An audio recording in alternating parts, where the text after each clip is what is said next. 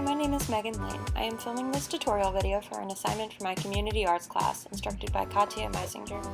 I am going to demonstrate basic embroidery on jeans. Before I get started, I'll explain the basics of what you need and how to use those materials. First, you need your fabric. You also need thread, used to make friendship bracelets because it's thicker and the color will show up better. You're going to also need your needle. I use a needle with a wider opening at the end, just for convenience sake. And you're also going to need your scissors. I would recommend parental supervision to anybody who might hurt themselves with scissors or a needle on their own.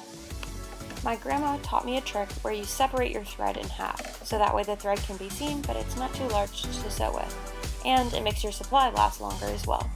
You do this by fraying the top, and then carefully dividing the threads in half, and carefully pulling them apart. You'll tangle the thread if you go too fast, as you can see by me.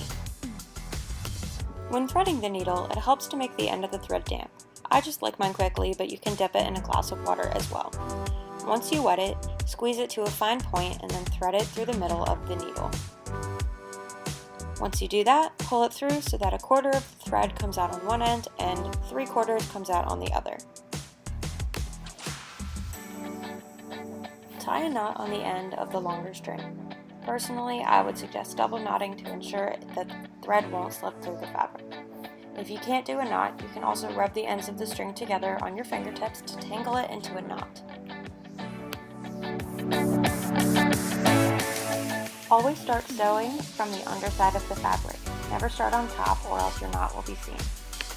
I start underneath and pull the thread all the way through across the pocket. Then, pull the needle back through the fabric. Don't pull too hard though, or else you'll cinch the fabric. Loop it back around so that you start your next stitch close to your first one. Again, don't pull too tight or else you'll cinch the fabric. Repeat this process until you want to change colors or change patterns.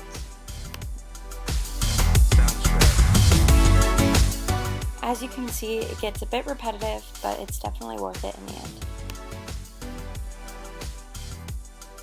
When you switch from one color to the next, make sure you tie a knot before you cut the string to finish your stitch.